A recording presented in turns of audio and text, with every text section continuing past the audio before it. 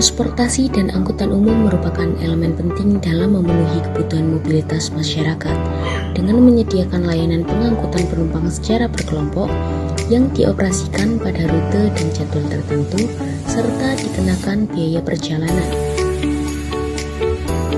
Angkutan umum seperti bus, kereta api, dan moda transportasi massal lainnya tidak hanya memudahkan perpindahan antar wilayah, tetapi juga berperan dalam pengendalian lalu lintas dan penghematan energi. Interkoneksitas antar angkutan umum menjadi kunci utama dalam menciptakan sistem transportasi yang efisien dan terintegrasi, di mana pengguna dapat dengan mudah berpindah moda dengan tarif dan jadwal yang terkoordinasi. Hal ini tidak hanya meningkatkan kenyamanan dan kecepatan perjalanan, tetapi juga mendorong peningkatan penggunaan transportasi publik sebagai alternatif kendaraan pribadi, sehingga mendukung kelestarian lingkungan dan kualitas hidup di perkotaan. Saya berkesempatan mengikuti program riset dosen di CV Pratamawari dengan topik mengenai Break-Even Point Rencana Angkutan Umum Berjadwal sebagai penunjang operasional bus.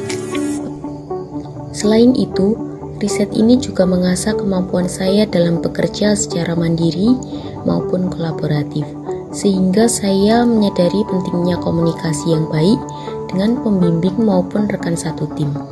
Melalui proses ini, saya semakin memahami bahwa penelitian bukan hanya soal hasil akhir, tetapi juga merupakan proses pembelajaran yang berharga untuk pengembangan diri.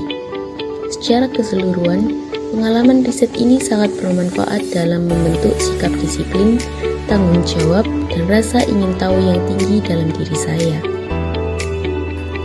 Penelitian ini bertujuan untuk menganalisis titik impas atau break-even point dalam pengelolaan angkutan umum berjadwal, sehingga dapat memberikan gambaran yang jelas mengenai kelayakan finansial dan efisiensi operasional dalam mendukung mobilitas masyarakat.